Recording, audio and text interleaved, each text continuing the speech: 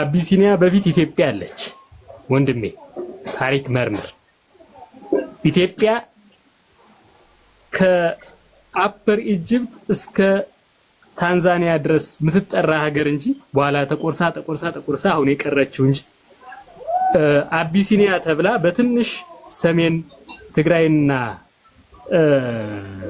ኤርትራን ይዛ የተቀመጠች ሀገር እንዳልነበረች ልትረዳ ይገባል ወዳጅ።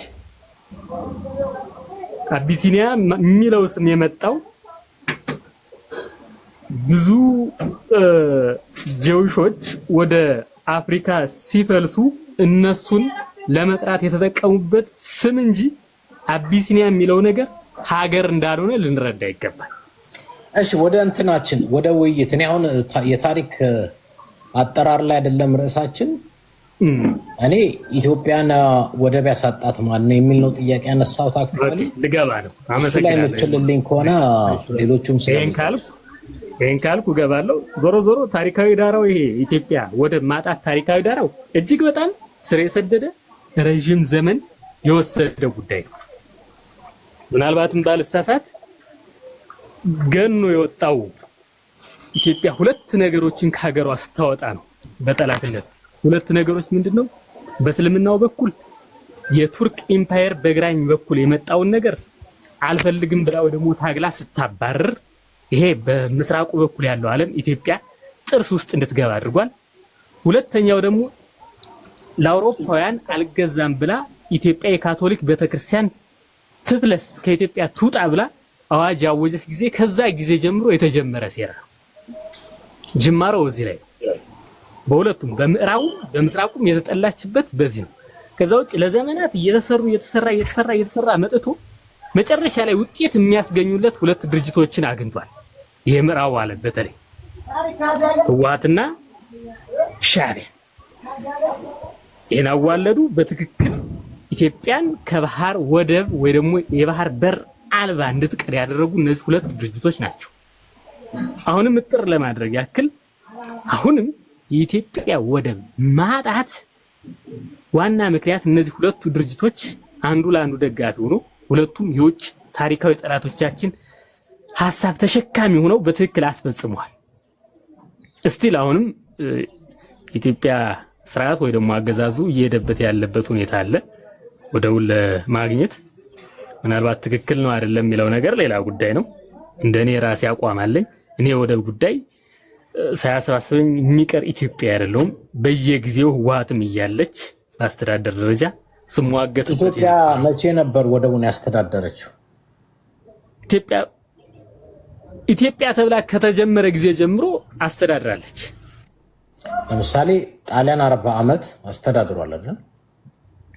ምናልባት ቅኝ ግዛት ውስጥ ወይ ደግሞ ትግል ላይ ባለችበት ጊዜ ትግል ነው። የአፄ ምኒልክን ስምምነት እንዴት ታያዋለህ? የአፄ ምኒልክ ስምምነት በተደጋጋሚ ፈርሷል። በምን ያ ውድቅ ሆኖ ጣሊያን ውሏን አፍርሳ እኮ ወረራ አድርጋለች። ያኔ ሙሉ በሙሉ ፈርሷል። ወረራ ስታረግ ስምምነቱ ውጭ ከዚህ ወደዚህ ጣሊያን ተወሰድ ተብሎ ተፈራርሞ በተለይ በ1908 የነበረው ውል እዛ በኋላ ባደረገችው ድጋሚ ወረራ ፈርሷል ማለት ከውል ውጭ ወረራ አድርጋለች። ጣሊያን ስምምነቱን አፍርሳለች ራሷ በመውረሯ። የትኛው ወረራ ነው አንተ የምትለኝ? በ1888 በለው ከ1928 ጀምሮ ያለው እስከ 35 ያለው ጊዜ ውስጥ ሁለት ጊዜው በወረረችው ምክንያት የመጀመሪያው ስምምነቶች ፈርሰዋል። ስለዚህ ኢትዮጵያ ሳይሆን ደግሞ ራሱ ውል እንድንጓል ወይ ደግሞ ኢትዮጵያ እንድትፈርምበት ያደረገችው ነገር ገብታ ያስፈረመችው ጣሊያን ራሷ ወረራ በማድረግ አፈርሳለች። ስለዚህ እኔ የቅኝ ግዛት ውል ምናምን ነገር የሚለው ነገር ኢትዮጵያ ሚኒሊክ ታዲያ ውል ፈርሷል ብለው ያስተዳደሩበት አጋጣሚ አለ? ምናልባት አስተዳድረዋል አላስተዳድሩ የሚለው ነገር ምኒልክ በሰዓቱ የነበረውን ነገር ይዘው ተመልሰዋል። አቅማቸው የሚፈቅደውን ነገር አስለቅቀዋል። ከዛ ውጭ አቅማቸው ስለማይፈቅድ መግፋት አልቻሉም። ከዛ ምቹ ጊዜ ሲገኝ ቀጣይ ትውልዱ ተተኪ ትውልዱ ያን ቦታ ጠቅሎ ይዞ አስተዳድሯል። ማለት እምልህ ኤርትራ እኮ ከዛ በኋላም እኮ ወደ የተመለሰችው ወደ ኢትዮጵያ በፈቃደኝነት ነው እንጂ በኃይል አይደለም። መቼም ከኃይል በፈቃድ ይሻላል። ለምሳሌ ሶማሌላንድ፣ ሶማሌላንድ አካባቢ ያሉ አገራት አሁን ራሳቸውን ችለው የሚተዳደሩት እኮ ያው በቀኝ ግዛቶች ባሰመሩላቸው መስመር ነው። እነሱ ከወጡ በኋላ እንደ አገር ሆነው ቀጠሉ። ስለዚህ ሶማሌላንድ ለብቻዋ አሁን ራስ ገዝ ሆና ትሰራለች፣ ሶማሌ ለብቻዋ፣ ሌላኛውም እንደዛው። ስለዚህ በዛ መሰረት ታዲያ ኤርትራስ ቢሆን አንድ ጊዜ በዚህ በቅኝ ገዢዎች መሰረት የሚሄድ ከሆነ ስርዓትና አገዛዙ አገር ነን ብለው ባህሩን ይዘው ቢቀጥሉ ምንድን ነው? አዎ ትክክል። ምናልባት አሁን ምስራቅ ኢትዮጵያ ሶማሊያ አካባቢ ያለውና ኤርትራ ወደ ሰሜኑ ያለው አካባቢ ከኢትዮጵያ ከማዕከላዊ መንግስቱ ጋር ያለው ቁርኝት ታሪካዊ ቁርኝት ስናይ እኩል አይደለም። እንዲያውም እኮ ኤርትራ በኢትዮጵያ ከሆነችው ይልቅ በቀኝ ገዢዎች የሆነችበት ዓመታት ሰፊ ነው። ስለዚህ ያን ያህል አብሮሆ ያልነበረን ታዲያ ልክ እንደ ራስህ አድርገህ ክሌም ማድረግ ስህተት አይሆንም። እዚህ ላይ ማየት ያለብን ነገር የኤርትራ ህዝብና የኢትዮጵያ ማዕከላዊ መንግስት የነበረው ሪሌሽን ነው። ታሪካዊ፣ ሃይማኖታዊ፣ ባህላዊ ሪሌሽኑ በጣም የጠበቀ የምትለኝ እኮ በየትኛው ዘመነ መንግስት ነው የኤርትራ ህዝብ ከማል ሀገር ጋር የነበረው ሪሌሽን የምትለው? በየትኛው ዘመነ መንግስት፣ በየትኛው የንግስነት ጊዜ? ኢትዮጵያ ከተመሰረተችበት ጊዜ ጀምሮ ኢትዮጵያና ኤርትራ ህዝቡም ሃይማኖቱም የተለያዩ ባህላዊ እሴቶች አንድ ላይ የተቆራኘ ነው። በቋንቋ የሚጋሩ፣ በሃይማኖት የሚጋሩ፣ በአኗኗር ዘይቤ የሚጋሩ፣ በተለይ ደግሞ ከትግራይ ህዝብ ጋር በደም ጭምር በአጥንትም በደምም የተሳሰረ ነው። አዎ እነዚህ የምትላቸው ነገሮች የመጡት ከኃይለ ሥላሴ በኋላ ባለው ነው አይደል? ከዛ በፊት ያለው ይበልጣል። እውነቱን ልንገር ማለት ከዛ በፊት ኢትዮጵያ የተመሰረተችው በማን ነው? ኢትዮጵያ ምናልባት ተመሰረተች ሳይሆን የምንለው የተመሰረተችበት ጊዜ እልፍ ነው። ምናልባት አሁን የቀራት ነገር ተቆርሶ የተቀራትን ነገር ይሄ ፖለቲካል ሴንተሩ መቅረቱ ነው እንጂ ኢትዮጵያ በዚህ ዘመን ተመሰረተች ሳይሆን የሚባል። ለምሳሌ በአክሱም ዘመነ መንግስት ካሰብን በአክሱም ዘመነ መንግስት የነበረው አገዛዝ የኢትዮጵያ አልነበረም። ይሄ በአክሱም ዘመነ መንግስት ኢትዮጵያ አሁን ኢትዮጵያ ብለን ምንጠራት ብቻ አልነበረችም። ይቅርታ አድርግልኝ እኮ እሱን ነው ማለት አሁን የምንላት ኢትዮጵያ አመሰራረቷ ያው ከምኒልክ በኋላ የመጣች ነች አይደል? ተቆርሳ የቀረች ነች እንጂ የመጣች አንልም። ያን ኢትዮጵያ በሚል ማዕከል ውስጥ አይታወቅም ብዬ ነው። ይታወቃል። እንዴት ይታወቃል? ምናልባት የኔና ያንተ የታሪካዊ አረዳዳችንና የአክሱም ዘመነ መንግስት ለምሳሌ ደቡብ አካባቢ ያለውን ጠቅልሎ ይገዛ ነበር። አዎ በስነ ስርዓት ማዕከሎቹ ልነግርህ ይችላል። ወደ ኦሮሚያ ወደ ምናምን ወደ ሐረር ምናምን። አዎ በስነ ስርዓት በአክሱም ዘመነ መንግስት ጊዜ። አዎ ማን ነው እሱን ያስተዳደር የነበረው? የተለያዩ ነገስታቶች፣ ንጉሶች፣ የክፍለ ሀገር ንጉሶች ማዕከሉ ነው ማለት የተለያየ ነገስታቶች አስተዳደሩ ማለት ንጉስ። አንድ ወጥ የሆነ አገዛዝና ስርዓት ግን አልነበረም። ነበር። ምናልባት እዚህ ላይ ኤድሞንድ የምነግርህ ሰዎች በቀረጹልን ታሪክ ውስጥ ገባን እንጂ እኛና ኢትዮጵያ በኖረችው ታሪክ ውስጥ ብንገባ አሁን ያነሳልኝን ጥያቄ አታነሳልኝ ነበር። በየአካባቢው በነበሩ ነገስታቶች አካባቢው ይተዳደር ይገዛ ነበር። ልክ የመሳፍንት ስርዓት ነው የነበረው እንጂ የመሳፍንት አይደለም። ለማዕከላዊ መንግስት ተጠሪ የሆኑ ግብር መክፈል። ማዕከላዊ መንግስቱ የት ነበረ ያኔ? አክሱም ማዕከላዊ መንግስቱ ነው። አክሱም ማዕከላዊ መንግስት ታዲያ እንዳለ አሁን የምንላትን ኢትዮጵያ ጠቅልሎ ነበር ያስተዳድር የነበረው? አዎ። ማን ነበር እሱን እንደዛ ያደርግ የነበረው? በየዘመኑ ከ1300 ወይ ደግሞ ምናልባት አክሱም ማዕከል ከሆነችበት ከ9ኛው ቅድመ ልደት ክርስቶስ ጀምሮ እስከ ቱርኮች እስከገቡበት መረዌን ሰሜን ሱዳንና ጠቅላላ ሱዳን እስከያዙበት ጊዜ ድረስ ማዕከላዊ መንግስቱ አክሱም ሆኖ እስከ የመን ጭምር። ትልቅ አድርገኝና የአክሱም ኪንግደም ማፑ ነው። ያን አውቃለሁ። አክሱምን ይዘህ ወደ ኤርትራንና የመንን ያለች ካርታ አክሱም ስልጣኔ ያ ማዕከላዊ መንግስቱ የሚያስተዳድረው ነው። የአክሱም ግዛት ይባላል ያኛው። የኢትዮጵያ ግዛት ግን የኢትዮጵያ ግዛትን እስከታች እስከ ታንዛኒያ ድረስ የሚያዋስን ነው። ጎርጎርክ ነው አሳየ ጎረጎርክ ነው እና አዲስ ታይምስ እንዳይቀየም ይኸውልህ አሁን እያሳየኸኝ ያለው የአክሱም ክፍለ ግዛት ነው። አሁን እያሳየኸኝ ያለ የኢትዮጵያ ክፍለ ግዛት አይደለም። ገባህ? የአክሱም ማዕከላዊ መንግስቱ በአክሱም ክፍለ ግዛት የሚገዛ የሚተዳደር እንጂ የኢትዮጵያ ግዛት አይደለም። ብቻ አይደለም ይሄ ማወቅ ያለብህ። እስቲል አሁን ታሪኩን ተውና የኔ ወንድም አንተ እንደምትለው አክሱም እንግዲህ ወደ ሸዋም ወደ ደቡብም ያስተዳድር ነበር የሚለውን ካንተ ነው የምሰማው። እና እሱን አሁን በሱ በኩል ያለኝን ሙግት ልቶና ለአንተ ባህር በር ያሳጣን ምልህ ማን ነው ብለህ ነው የምትለው? እኔ በዋነኝነት ማን ነው የሚለው ነገር ህወሓትና ሻዕቢያ ናቸው። የሚኒሊክን ስምምነት ከምንም አትቆጥረውም? ሚኒሊክ ከጣሊያን ጋር የተስማሙበትን ደብዳቤ ባሳየስ? እሱን አሁን እኔ 2-3 ስምምነቶችን አውቃለሁ። ዮሐንስም የተስማማቸው ነበሩ። ምን ብሎ ሚኒሊክም የተስማማባቸው ነገሮች ነበሩ። እነሱ ከዛ በኋላ ከምኒልክ ስምምነት በኋላ ኤርትራ ወደ ኢትዮጵያ መጥታ በህዝብ ፍላጎት በተደረገው ጥናት ኢትዮጵያ ወደቦችን አስተዳድራለች። ዮሐንስ ባህሩን ብቻ ነው ጠብቁልኝ ያለው እንጂ ኤርትራ የምትባለዋን ሀገር ራሱ ያስተዳድራት። አሁን ኤርትራ በዮሐንስ ስር የነበረችው ኤርትራ ብትኖር ኖሮ ሚኒሊክ ፈርሞ ባይልካት ኖሮ ዛሬ ባህር ባለቤት ትሆኑ ነበር ኢትዮጵያ። ዮሐንስ ከበሳል ሐማሴንን አሉላ ያስተዳድር ነበር።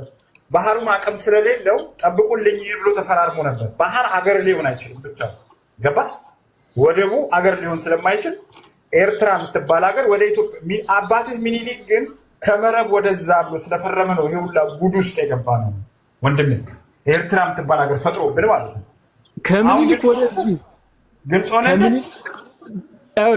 ግልጽ ሆኖልኛል፣ ግን ሀሳብህን አልገዛውም። ይቅርታ አድርግልኝ። ከምኒልክ ወደዚህ ኤርትራ በኢትዮጵያ ውስጥ በተስማማችሁ በዛውም በኤርትራ ህዝብ ፈቃድ በኢትዮጵያ ውስጥ አልተዳደረችም። ኢትዮጵያን ኤርትራና ኢትዮጵያ እስከነ ባህር በሮቿ ድረስ የተዋጋንበት ምክንያት እኮ ኤርትራ ውስጥ ብዙ ጊዜ ተዋግተዋል። እንደ ዮሐንስ ኤርትራዊ ወጣ ይነግርሃል። ጉራ ላይ፣ ጉንደት ላይ፣ ሰኒት ብዙ ቦታ የኤርትራ ቦታዎች ላይ ከግብፅም ጋር ደርቡሽም ብዙ ጊዜ አሸንፈውታል።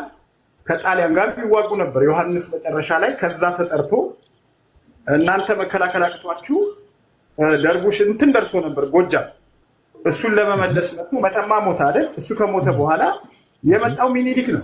ሚኒሊክ ይሄን ሊሰራ አልቻለም። ኤርትራን ጭራሽ ኦኬ አለና ከዚህ ከመረብ ወደዛ ያለውን ሰጠው ለጣሊያን። እንደውም እንደሚናገረው ታሪክ ያፈ ታሪክ ኦራል አላምንም እንጂ ሚስቱ ነች አሉ። አክሱምን ከሰጠህማ ምኑን ንጉሥ ሆንክ ብለው ነው እንጂ ጠቅላላ እስከ ደሴ ድረስ ሊሰጠው ነበር። ሸዋን ብቻ አትምጣብኝ ብሎ ነው የሚለው ታሪኩ። ለምንድን ነው ታሪክን እናንተ ግን እንደዚህ አጣማችሁ የምትናገሩ? አሁን የኔ ጥያቄ ምን መሰለህ? ጥያቄን መልስልኝ እና እዛ በኋላ ወደ ክርክራችን እንገባለን። ከምኒልክ በኋላ ኢትዮጵያና ኤርትራ እስከነ ባህር በሮቿ አብረው አልተዳደሩም ወይ? ለማሳጠር ነው። የሚገርመው ግን ወንድሞቼ አክሱም ጽዮን ከማንም ኢትዮጵያውያን ሌሎች ያሉ ኢትዮጵያውያን ለኤርትራውያን በጣም ቅርብ ነው። አክሱም ጽዮን ለኛ በጣም የሚገባና ታሪካችን ብለን የምናምንበት ነው። እና እኮ መልካም ነገር እኮ ነው ያመጣው ነው ወዳጄ። ስለዚህ እኛ ወደ ሁለት የሚከፍል ፖለቲካ ስለተከተላችሁ ነው ባህር ያጣችሁ። እኔ እየከፈልኩ አይደለም፣ ይቅርታ አድርግልኝና ምኒልክ ግዛቱን ለማስከበር ወይ ደግሞ ያለውን አቅም በመወሰኑ በብስለት ከዚህ በኋላ አትሻገሩብኝ አትምጡብኝ ብሎ ሊሆን ይችላል። ነገር ግን ከምኒልክ በኋላ ኢትዮጵያና ኤርትራ በአንድ ላይ ሆነው ኖረዋል። ለአንዴና ለመጨረሻ ጊዜ የተበጣጠሱት በህወሓትና በቲፒኤልኤፍ ግዛት ዘመን ነው። ለዛውም ህዝቡ ፈቅዶ አይደለም፣ ለዛው ተጭበርብሮ የጨበራ በምክንያት እንዲያውም ራሱ የህወሓት የኤርትራ ኃይሎች ራሱ አንገነጠልም ይቅርብንና በአንድ ላይ እናስተዳድር እያሉም እንኳን እየጠየቁ አንፈልግም በሚል ሂሳብ ተገብተው የተገናኙታችሁን እያቃለለ ነው የሰውዬ ኤርሚያስ። ዝም ብለህ ትሰማለህ እንዴ? ይኸውልህ አሁን እዚህ ላይ እንደዚህ ተረስቶ ምንድነው ኤርትራ አይደለም። አሁን እኔ ለምጠይቀው ጥያቄ ትክክለኛ መልስና ላልሆነውን ነገር ማስረጃ እንድታመጣ አንድ ጊዜ ቆይ። ይኸውልህ ተታሎ የሚባል ቀልድ ይሄ ሹፈት ነው። ኤርትራ ምርጫ ተደረገ በሪፈረንደም 99.8 አንፈልግም አገር ነው መሆን እንፈልገው ብለው ድምጽ ሰጡ፣ አገር ሆነች። ባይዘው ወይ ብዙ ሰው የማይናገረው ነገር አለ። በደርግ ዘመን ብቻም ሳይሆን በኃይለ ሥላሴ ጀምሮ ደርግ እስኪጠፋ ድረስ ኤርትራ ውስጥ ሰው በታንክ እየተጨፈለቀ ይገደል ነበር። የዚህን ያክል በጣም ጭካኔ አይተን ነበር። ስለዚህ ይህን ሁሉ ካሳለፈ በኋላ ነው ኤርትራዊ አገር መሆን እንፈልጋለን። ደርግ የሰራው ግፍ ኤርትራ ውስጥ ማለቂያ የሌለው ግፍ ነው። ስለዚህ ይሄንን ስለሚያውቅ ህዝቡ እኛ አገር መሆን ነው የምንፈልገው፣ በነበረው የቀኝ ግዛት ካርታ አገር እንሆናለን አለ። ድምጽ ሰጠ፣ አገር ሆነ ጠቅላላ። አሁን የፈለከውን በዚህ ምክንያት ነው በዛ ምክንያት ነው ያጣ ነው ብትል ምንም ምክንያቱ ጠብ የሚል አይደለም። እኛ ደርግን እስከ ዙምባቤ ነው ወይስ ምንድነው የሚባለው አገር እስኪፈረጠጥ ድረስ አባቶቻችን ድባቅ መተውት ነው አገር የሆን ነው። ሌላ ማንም የሰጠን ሰው የለም። ወዳጅ አሁን አብሮ መሆን አለመሆን አይደለም ክርክራችን፣ አብሮ መሆን አለመሆን። እሺ አንዴ ታምራትን አስገቡት። እሺ ታምራትን ሀሳብ መስማ። ኦኬ ቴንክ ዩ። አንደኛ እዚህ ሂስቶሪካል የሆኑ ሂደቶችን በዛው ልክ ማክረር ብዙም የሚፈይደው ነገር የለም። ምናልባት ኢትዮ አንድ ወሳኝ ፖይንት አምጥቶ ነበረ። እሱ ምንድነው በቀኝ ግዛት የተፈረሙ ውሎችን ጣሊያን በወረራው አፍርሶታል የሚል መከራከሪያ ነው። ጥሩ መከራከሪያ ነው፣ ግን ከህግ አንጻር አስፈላጊው ከ1950 ወዲህ ያለው የፌዴሬሽን ቅልቅልና ውህደትና ያ ማለት ከ1952 እስከ 1962 በፌዴሬሽን ከ1962 እስከ 1993 እንግዲህ በውጭ በኢሮፒያን አቆጣጠር ነው ያልኳለሁት። በፍጹም ዩኒየን እንደ ክፍለ ሀገር ማለት ነው። መጀመሪያ በፌዴሬሽን ለ10 ዓመታት፣ ከዛ ቀጥሎ ደግሞ እስከ 1993 በፕሮቪንስ እንደ ክፍለ ሀገር የኢትዮጵያ የግዛት አካል መሆኗ ብቻውን በቂ ነው። ለኢትዮጵያ ጥያቄ ኢትዮጵያ ለሚታነሳቸው ጥያቄዎች ብቻውን በቂ ነው። ሌላ እዚህ የኮንፌዴሬሽንና የፌዴሬሽንን ልዩነት ሳይገባቸው እዚህ መጥተው የሚዘባርቁ ሰዎች አሉ። አይዶ ነው። ኮንፌዴሬሽን ሳይሆን ፌዴሬሽን ነው። ኮንፌዴሬሽን ከሆነ ልዩነት ይፈጥራል። ኮንፌዴሬሽን ከሆነ ኦቶኖሚስ ኤሪያ ክልል ምንድነው ሉዓላዊነት ይኖርሃል ማለት ነው። ይሄ ደግሞ ለኢትዮጵያና ለኤርትራ ብቻ ሳይሆን ለሌሎች ለአፍሪካ ሀገራትም ይሰራል። ለምሳሌ ብሪቲሽ ቶጎላንድ አሁን በጋና ስር ነው ያለው። ፍሬንች ቶጎላንድ ቶጎ ሆኗል። ብሪቲሽ ካሜሩን ሆኗል። ግን ደግሞ ኖርዘርን ብሪቲሽ ካሜሩን የሚባለው በናይጄሪያ ውስጥ ነው ያለው። ሶማሌላንድ በእንግሊዝ ስር ነበር። አሁን ደግሞ በሶማሌ ስር ሆኖ ኢቭን ዓለም እውቅና አልሰጥ ብሏት ዲፋክቶ ስቴት ሆና ነው ያለችው። መዓት ሀገራት አሉ። ወደ 5-6 የሂንዲያ ግዛቶች ከዲኮሎናይዜሽን በኋላ ሂንዲያን የተቀላቀሉ ናቸው። ወሳኝ የሚሆነው ሪፈረንደምን ከፈለክ እኮ መድፈን ትችላለህ። 100% ሊሆን ይችላል። አሁን ወደ 4 የዩክሬን ግዛቶች ሪፈረንደም ተካሂዶባቸው በ98% ህዝቡ በቃ የዩክሬን አካል አይደለንም ከራሽያ ጋር እንሆናለን ብሏል። ግን እውቅና አይሰጣቸውም። ቢካዝ ኢት ኢዝ ክሊር ቫዮሌሽንስ ኦፍ ኢንተርናሽናል ኖርም ነው። የፔረንት ስቴቱን የግዛት ሉዓላዊነትን የሚያፈርስ በመሆኑ መብት ሊያሰጥ አይችልም ነው። ወደ ኢትዮጵያ ኮንቴክስት ስንመጣ ኢትዮጵያ ኦልሬዲ ኢስታብሊሽ ያደረገችው መብት አለ።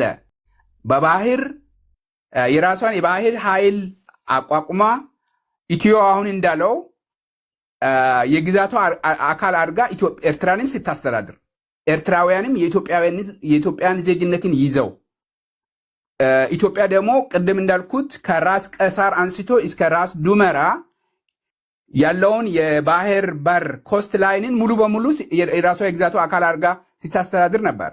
የምንጠይቀው ጥያቄ በ1993 ያጣችው በህጋዊ መንገድ የዓለም አቀፍ ኖርም የዓለም አቀፍ ህግ በሚፈቅድ መልኩ ነው ወይ ኤርትራ ከኢትዮጵያ የተገነጠለችው ነው? ያ ጥያቄ የስ ከሆነ ኢትዮጵያ ክሌም አይኖራትም ማለት ነው። በጉልበት ነው በኃይል ነው 30 ዓመት ተዋግተን ነው ከሆነ በጉልበት ሀገር አይፈጠርም። የኢንተርናሽናል ኖርም የሀገራት ግዛት የሀገራት ሉዓላዊነት በጉልበት እንዲፈርስ አይፈቅድም። ለዚህም ነው የኢትዮጵያ ክሌም ከህግ አንጻር አሁንም ጽኑ ነው የሚለው ማለት ነው። በወቅቱ በሽግግር መንግስቱ የተሰራው ስራ አንደኛ ሪፈረንደሙ መፈቀድ አልነበረበትም። ሁለተኛ የሪፈረንደሙ ውጤት መቀበል አልነበረበትም።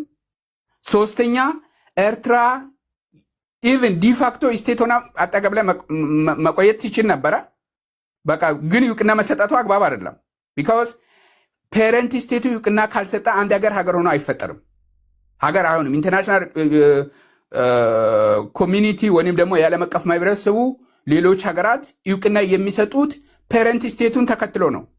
በወቅቱ ኢትዮጵያ ተሽቀዳድማ ነው ማለት የሽግግር መንግስቱ ተሽቀዳድሞ ነው የሰጠው ማለት ነው ለኤርትራ እውቅና።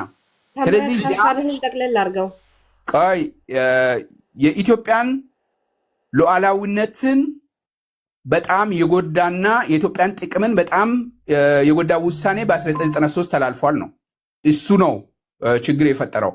ያኔ እውቅና ባይሰጥ ኖሮ ኤርትራ አሁንም ልክ እንደ ሶማሌላንድ ዲፋክቶ ሆና ነበር የምትቆየው ማለት ነው።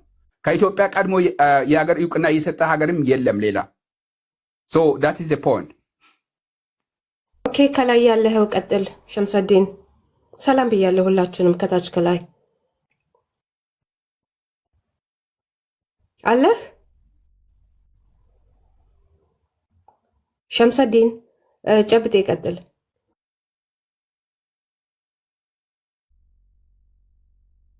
አክቲቪስት ቲጂ በጣም አመሰግናለሁ። እችን 3 ደቂቃ ልጠቀምባት። እኔ እንኳን ስራ አለኝ።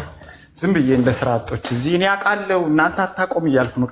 ይሄ እየመጣችሁ ለራሳችሁ ለኢጓችሁ እንዲመቻችሁ አድርጋችሁ የምትመነዝሩትን ህግ እኮ ታዲያ ፍርድ ቤት እኮ አለ እኮ ዓለም ላይ እኮ እዛ ሄደ። ይሄ አሁን ያወራኸውን የሽግግር መንግስት ነው።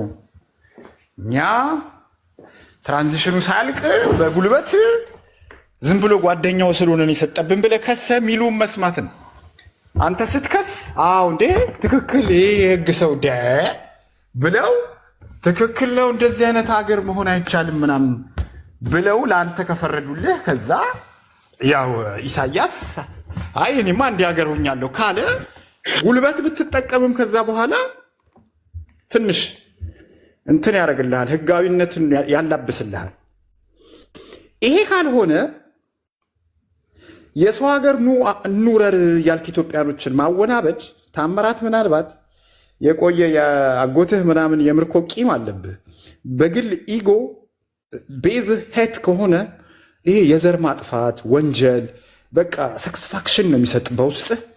እነዛ በጣም እንዲያርገውኛል የምትላቸው ሰዎች ሲሞቱ ማየት እኔ እንደዚህ አይነት ሰው ባለመሆኔ ትክክለኛ ሰው ሆኜ በመፈጠሬ እዚህ ጋር መጥቼ ማወራው እኔ ከዚህ በፊትም ስለ ፖለቲካ አውቃለሁ። በጣም በፖለቲካ ሳይንስ እንደ ታምራት አይነት ሰዎችን ቁጭ አድርጌ ቾክ እና ስክሪፕቶ ይዤ እየኮረኮምኩን ያስተማርኩት። ግን ስራ ስላለኝ ብዙ ሚዲያ ላይ መጥቻ አልበጠረቅም።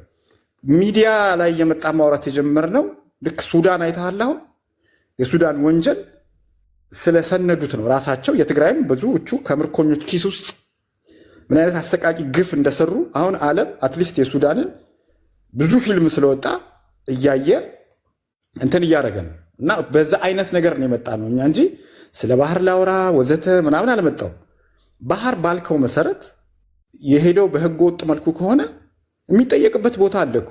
እዛ መጀመሪያ ፕሮሲጀሩን ተከትለ ጠይቀህ የሚሰጡህን መልስ ሰምተህ እስካሁን ድረስ እንግዲህ መንግስት አለን ነው የሚባለው። እኛ ኢትዮጵያኖች መንግስት አለን፣ ደካማም ይሁን ጠንካራም ይሁን መንግስት አለ አይደል? ይሄ መንግስት ምን እየሰራ እንደሆነ አይናገርም። ኑ ሙቱልኝ ብቻ ነው የሚለው። ምን ሞክረህ ምን ከሽፎብህ ነው ለምንድነው ምን ሞቶ ብለህ ብትጠይቀው መልስ አይሰጥህም። ህዝብ የምታከብር ከሆነ በስነ ስርዓት የመንግስት ሚኒስትር ሚዲያዎች አሉ። የባህር ኬዝን እንደዚህ በቲክቶክ ከማራገብ ሞቅ ሲለውም በቴሌቪዥን ሰሞኑን አጀንዳ አድርጎታል አይደል? በወግ በማዕረግ በህግስ ምን ላይ ደረሰ የሚለውን እኮ አይነግረውም እኮ ለኢትዮጵያዊ።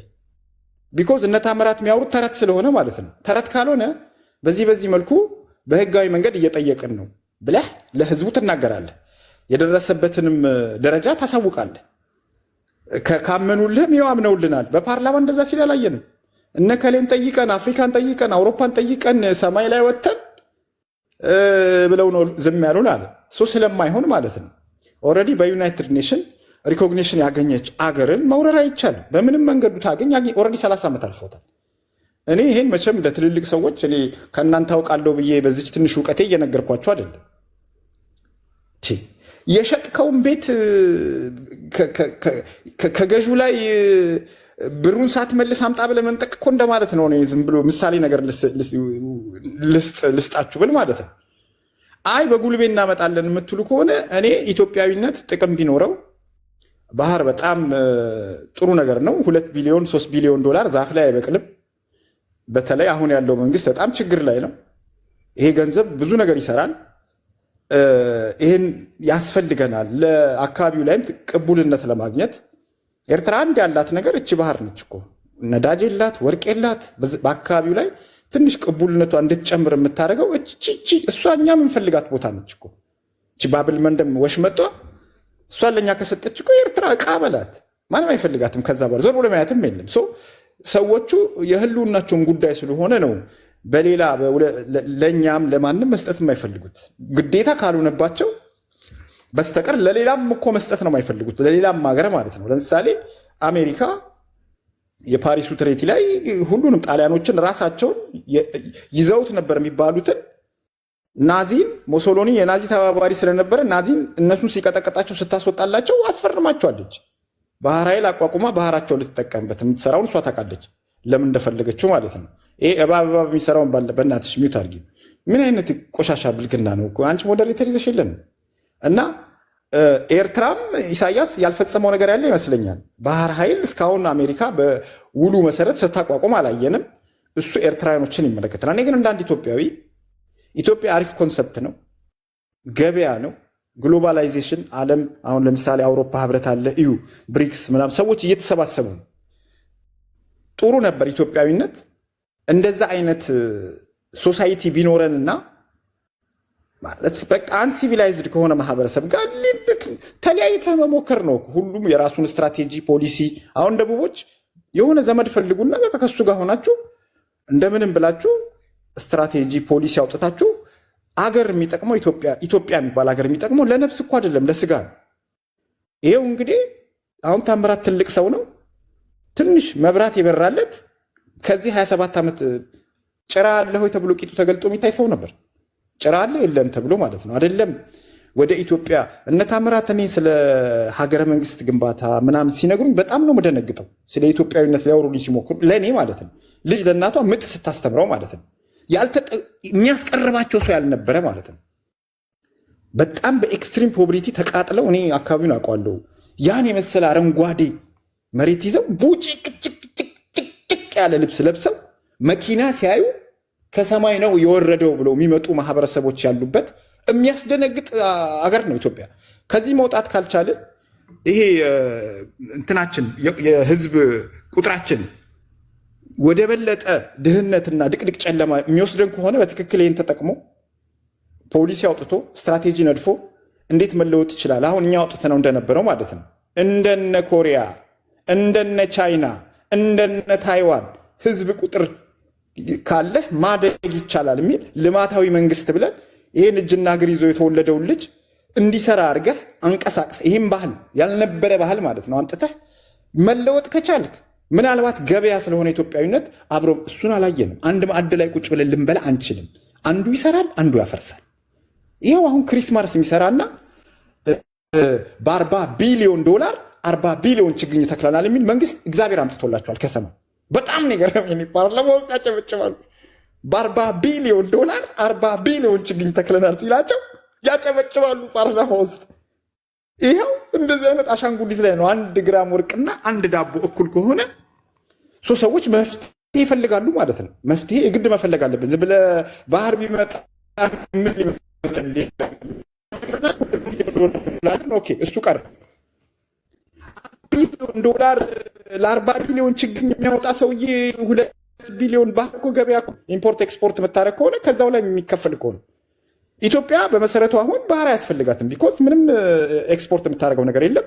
ልክ ነው። የህዝቡ ዶማንድ ከቁጥሩ ጋር እየጨመረ ስለሚመጣ $1 ቢሊዮን በሚቀጥለው ዓመት አሁን የና IMF ምናምን ብር ሲያልቅ ከ2 ዓመት በኋላ እቺ ብር ከሌለችም የህዝቡን ዶማንድ ማሟላት አትችልም። ቢኮዝ ያቺ ሳንቲም የለችም። አትሊስት ኢምፖርት ማድረግ የማንችልበት ደረጃ እየደረስ እንደሆነ ይገባል። ይሄ እንደ ኢትዮጵያዊ መሄጃ ለሌላችሁ ምናልባት የየየ ፖለቲካችሁን መቀጠል ብቻ ነው የሚያስኬዳችሁ ማለት ነው። እኔ ብትጠይቀኝ ኢትዮጵያዊነት ምንም ጥቅም ስለሌለው የተሰራ ማፍረስ፣ የዘር ማጥፋት ይኸው ታሪኩ ጠቅላላ ጭራሽ የስራ ባህል ስለሌላችሁ ኢንተግሬት ልታደርጉ የማትችሉ ስለሆናችሁ ማለት ነው።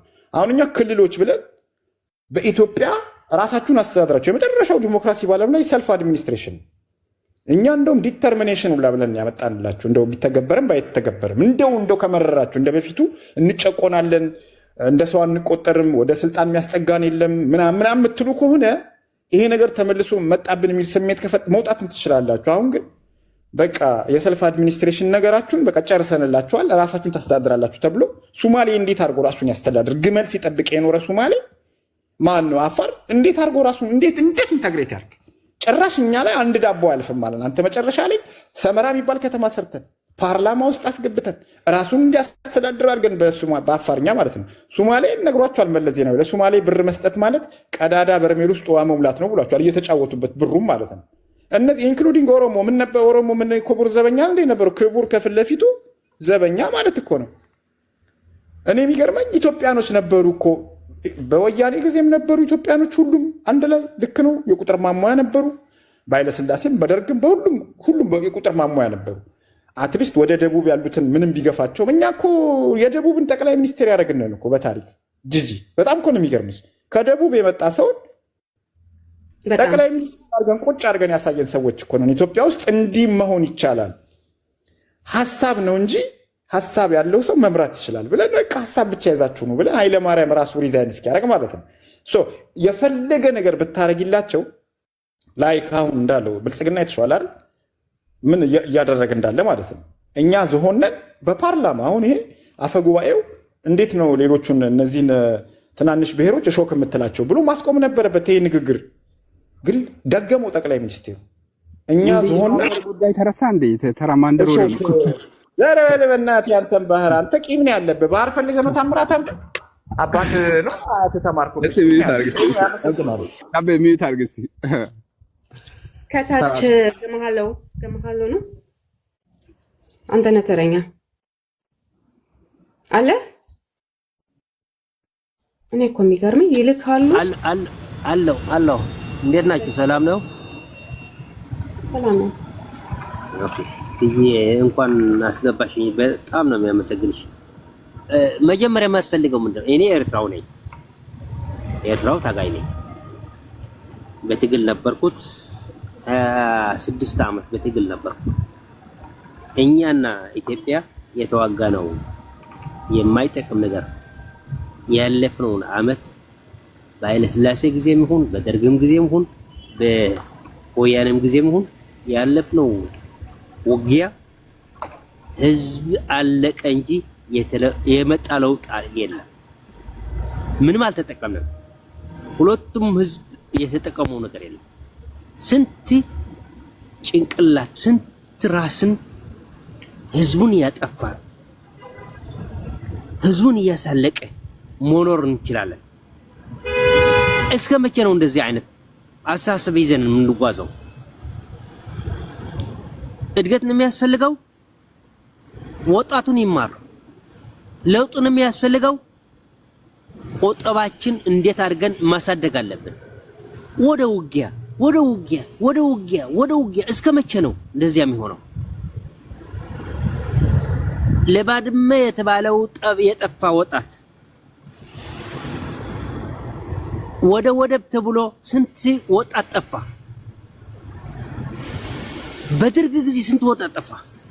በነቅፋ ያለ ሬሳ ስንት ነው ያለው? ምን አድርጎ ነው ይሄን ህብረተሰቡ? እስከ መቼ ነው የወለደችውን እናት አቅፋ እንዳትኖር ማድረግ የሚፈለገው? የመጣ መሪ የወለደችውን እናት ማስገበር የሚፈልገው እስከ መቼ ነው እንዲያስገብር የሚፈልገው? አሰብ ነው የሚፈልገው። አሰብ ለምንድን ነው በሰላም መጠቀም ማቻለው? በሰላም አትጠቀም፣ በሰላም ኑር ያለ መንግስት አለ በኤርትራም ይሁን በኢትዮጵያ። የመጣ መሪ ሁል ጊዜ ሁሌም መግደል፣ ውጊያ፣ መግደል፣ ውጊያ፣ አዋጅ፣ አዋጅ፣ አዋጅ። እስከ መቼ ነው አጨብጨው የምንሆነው እኛ? እስከ መቼ እናቷ ትነጠቅ ልጆቿ? እስከ መቼ ነው እንደዚያ የሚሆነው? በሰላም መኖር አንችልም፣ በሰላም መጠቀም አንችልም። ብቻ መግደል ነው። አንድ ጊዜ ወንድማችን እስቲ አንድ ጊዜ ታፕ ኮፒ ሊንክ አድርጉ። አንድ ጊዜ ኮፒ ሊንክ ታፕ ኮፒ ሊንክ አድርጉት እስቲ። በነገራችን ላይ ኤድመንድ በንግግርህ መሀል አንዳንዴ ታፕ ኮፒ ሊንክ በላቸው። ያ እሺ፣ አንዴ እናድርገው። ምክንያቱም የሆነ ሜሴጅ ልከው ነው አይቼ ነው። አንዴ እንደሱ አድርጎ ሁላችሁም ሌሎቻችሁንም እንድናስገባ እስቲ ታፕ ኮፒ ሊንክ ብቻ አድርጉ እስቲ አንድ ጊዜ።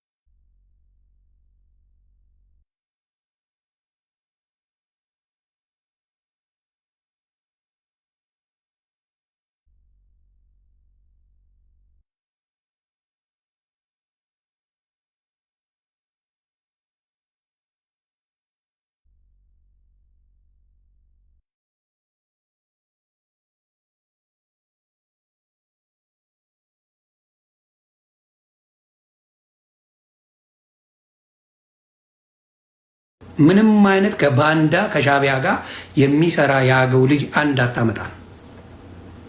ስለዚህ